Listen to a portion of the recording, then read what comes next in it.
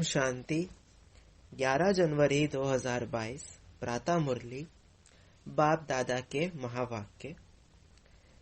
मीठे बच्चे, ज्ञान की बुलबुल बनकर आप समान बनाने की सेवा करो।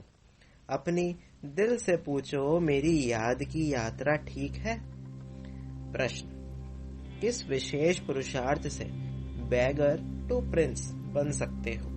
उत्तर, बैगर टू प्रिंस बनने के लिए बुद्धि की लाइन क्लियर हो, एक बाप के सिवाय और कोई भी याद ना आए, यह शरीर भी मेरा नहीं, ऐसा जीते जी मरने का पुरुषार्थ करने वाले ही बैगर है। उनकी ही वानप्रस्थ अवस्था है, क्योंकि बुद्धि में रहता अब तो बाप के साथ घर जाना है, फिर सुखधाम में आना है। ओम शांति। मीठे मीठे बच्चे जानते हैं पढ़ाई में जास्ती ध्यान किस बात पर देना है। सर्वगुण संपन्न, 16 कला संपूर्ण, संपूर्ण निर्विकारी, मर्यादा पुरुषोत्तम, अहिंसा परमो धर्म बनना है। देखना है हमारे में ये सब गुण है, जो बनना है उस तरह भी ध्यान जाएगा ना। ये बनेंगे कैसे? पढ़ने और पढ़ाने से। बेहद के बाप को सारे दिन में कितना याद करते हैं, कितनों को पढ़ाते हैं। संपूर्ण तो अब तक कोई बना नहीं है, नंबरवार पुरुषार्थ अनुसार है। बाप एक एक बच्चे पर नजर रखते हैं कि ये बच्चा क्या कर रहा है, मेरे अर्थ क्या सर्विस करते हैं। कितनों की तकदीर ऊंचे ते ऊंची बना रहे हैं। हर एक अपनी अवस्था और अपनी खुशी को भी जानता है। अतीन्द्रिय सुख का जीवन हर एक को अपना भासता है। यह तो बच्चों को निश्चय है कि बाप की याद से ही तमो प्रधान से सतो प्रधान बनते हैं। सहज उपाय है ही याद की यात्रा। अपनी दिल से पूछना है, हमारी याद की यात्रा ठीक है? दूसरे को आप समान बनाते हैं? ज्ञान बुलबुल बने हैं? तुम ब्राह्मण ही देवी गुण धारण कर मनुष्य से देवता बनते हो। तुम्हारे सिवाय कोई देवता बनने वाला है नहीं। तुम ही देवी घराने के भांति बनते हो। वहां तुम्हारे हैं देवी परिवार। अभी तुम जानते हो हम देवी परिवार का बनने लिए खूब पुरुषार्थ कर रहे हैं। बच्चों को पढ़ना भी कायदे से रहे, एक दिन भी अब्सेंट नहीं रहना है। भले बीमार हो, खाट पर पड़े हो, तो भी बुद्धि में शिव बाबा की याद रहे। आत्मा जानती है हम बाबा के बच्चे हैं, बाबा हमको घर ले चलने। कितनी सहज याद है, यह भी प्रैक्टिस चाहिए। बुद्धि में एक बाबा की ही याद रहे। बाबा आया है, हम शांति धाम में जाकर फिर सुख धाम में आने वाले हैं। पिछाड़ी तक इतनी मेहनत करनी है जो एक शिव बाबा की ही याद रहे, और संग तोड़ एक संग जोड़ना है। मुख से कोई जाप नहीं करना है, औरों को आप समान बनाने के लिए पढ़ाना भी है। बाप समझाते हैं तुमको उस अवस्था में जाना है जिस सतो प्रधान अवस्था में तुम यहाँ आए थे। उस अवस्था में जाकर फिर उसी अवस्था में आना है सतयुग में। कितना सहज है। तुम भक्ति मार्ग में गाते थे, आप जब आएंगे तो हम और संग तोड़ एक तुम संग जोड़ेंगे। इसमें मेहनत है। पवित्रता की बात भी मुख्य है। ग्रस्त व्यवहार में रहे कमल फूल समान बनना है। वह कमल भी पानी से धरनी से ऊपर रहता है। तुम चैतन्य फूल भी धरनी के ऊपर हो, तो तुमको भी प्रतिज्ञा करनी है। हम पवित्र रहते हुए एक आपको ही याद करेंगे, जो अंत में सिवाय आपके और कोई की याद ना आए, कोई अवगुण भी ना रहे। जो बच्चे ऐसे बनते हैं वह सदैव हर्षित रहते हैं।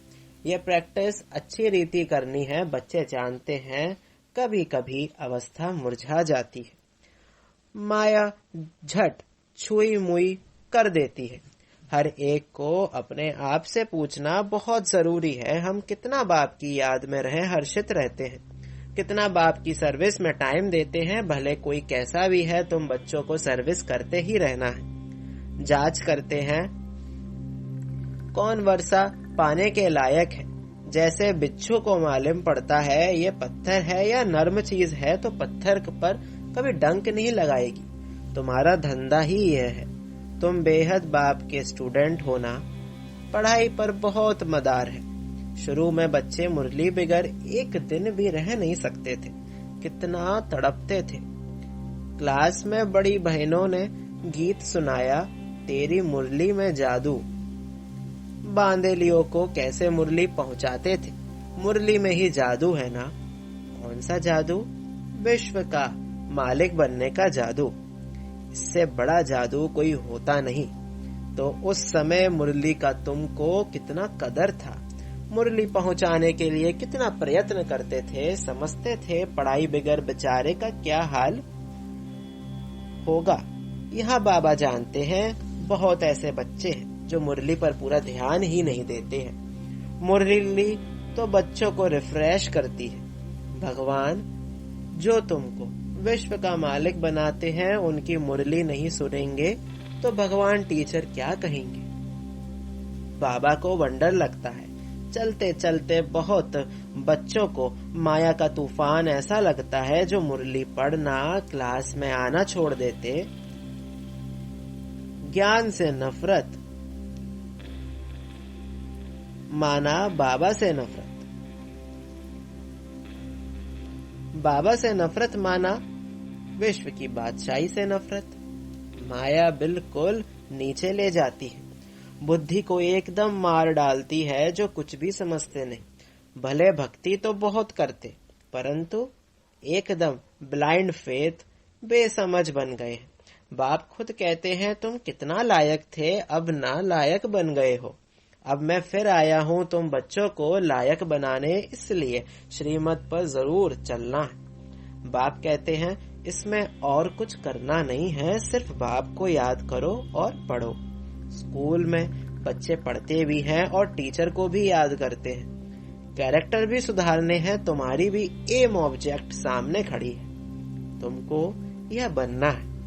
उन्हों के कैरेक्टर अच्छे हैं तब तो सारा दिन मनुष्य गाते हैं। आप सर्वगुण संपन्न मनुष्य को जब तक बाप का परिचय नहीं मिला है तब तक अंधियारे में है। सारी दुनिया के मनुष्य इस समय निधन के हैं, उन्हों को बाप का पैगाम पहुंचाना। तुम बेहद बाप के बच्चे होना।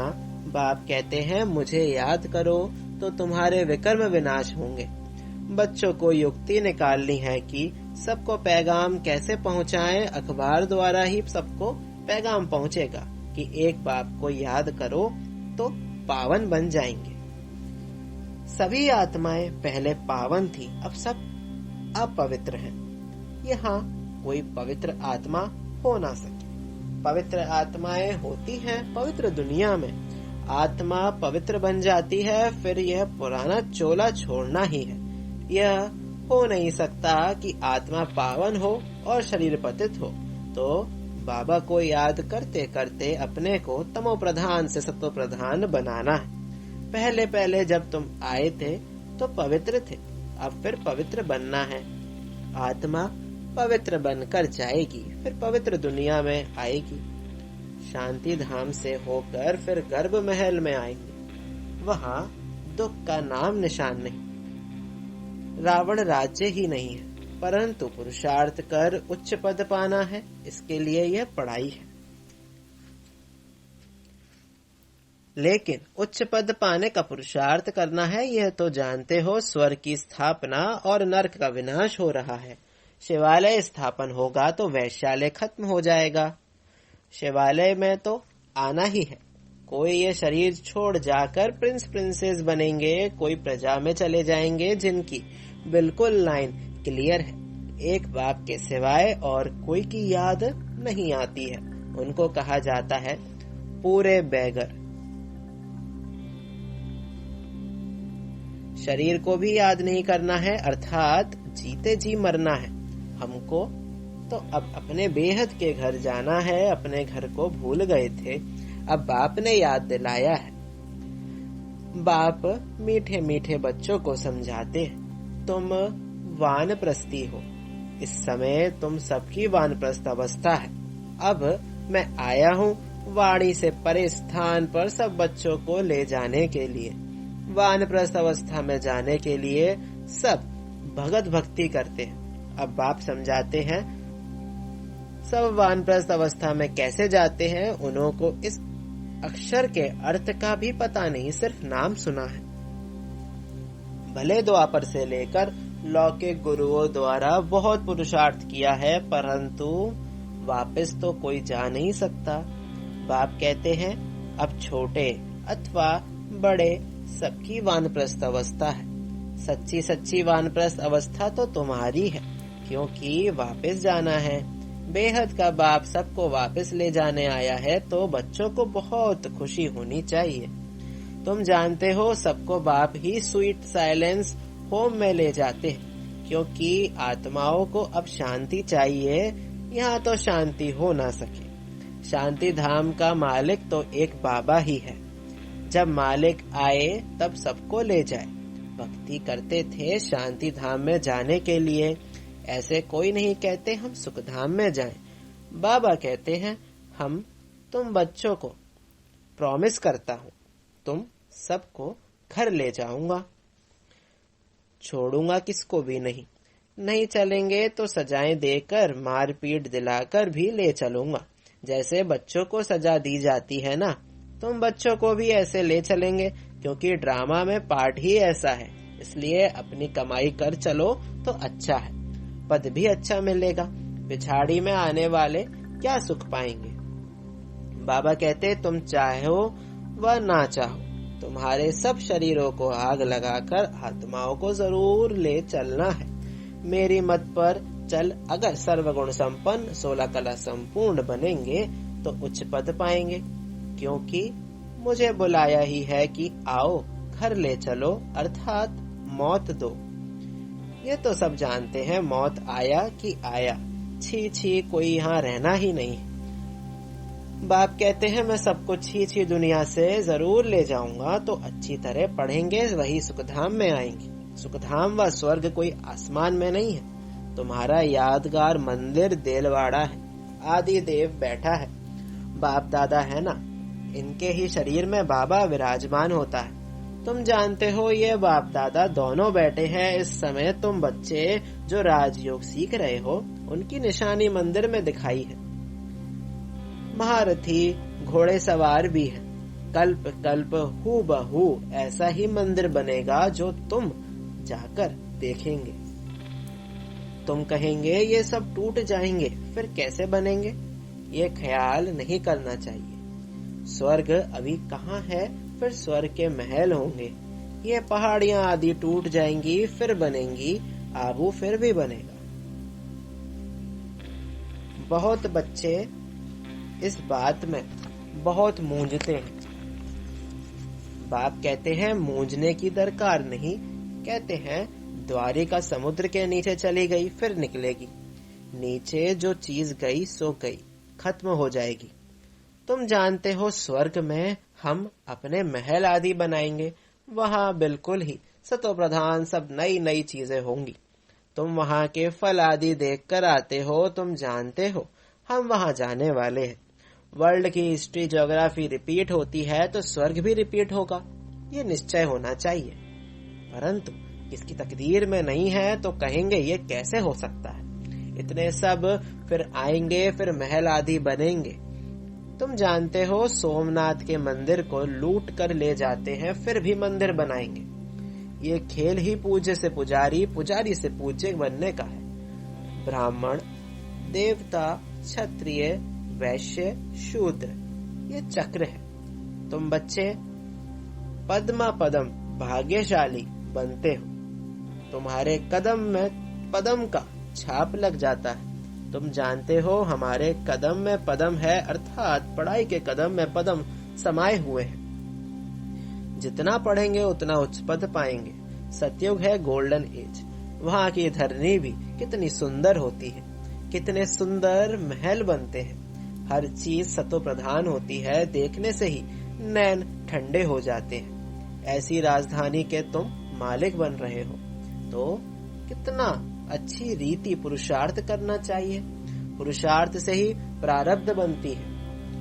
बच्चों को ज्ञान तो बुद्धि में है, बाप को याद करना है, लौकिक संबंध से ममत्व मिटाना है, सिर्फ एक बाप को याद करना है। अच्छा, मीठे मीठे सिक्की लदे बच्चों प्रति माता पिता बाप दादा का याद प्यार और गुड मॉर्निंग। रूहानी बाप की रूहानी बच्चों को नमस्ते। हम रूहानी बच्चों की रूहानी बाप दादा को याद प्यार और गुड मॉर्निंग। नमस्ते नमस्ते, शुक्रिया बाबा शुक्रिया। धारणा के लिए मुख्य सार। पहला, बाप की याद में रह सदा हर्षित रहना है, कभी मुरझाना नहीं है। बीमारी में भी मुरली जरूर सुननी व पढ़नी है। दूसरा, पढ़ाई से कदम कदम में पदम जमा करने हैं और संग तोड़ एक बाप से जोड़ना है। वरदान, सदा हर संकल्प और कर्म में ब्रह्मा बाप को फॉलो करने वाले समीप और समान भव। जैसे ब्रह्मा बाप ने दृढ़ संकल्प से हर कार्य में सफलता प्राप्त की, एक बाप दूसरा ना कोई। ये प्रैक्टिकल में कर्म करके दिखाया। कभी दिल शिकस्त नहीं बने, सदा नथिंग न्यू के पाठ से बेजाई रहे। हिमालय जैसी बड़ी बात को भी पहाड़ से रूई बनाए रास्ता निकाला, कभी घबराए नहीं। ऐसे सदा बड़ी दिल रखो, दिल खुश रहो। हर कदम में ब्रह्मा बाप को फॉलो करो तो समीप और समान बन जाएंगे। स्लोगन, अतीन्द्रिय सुख का अनुभव करना है तो गोपी वल्लभ की सच्ची सच्ची गोपिका बनो। लवलीन स्थिति का अनुभव करो। जितना बेहद की प्राप्तियों में मगन रहेंगे, उतना हद के आकर्षण से परे रह परमात्मा प्यार में समाने का अनुभव करेंगे। आपकी यह लवलीन स्थिति वातावरण में रूहानियत की खुशबू फैलाएगी। ओम शांति।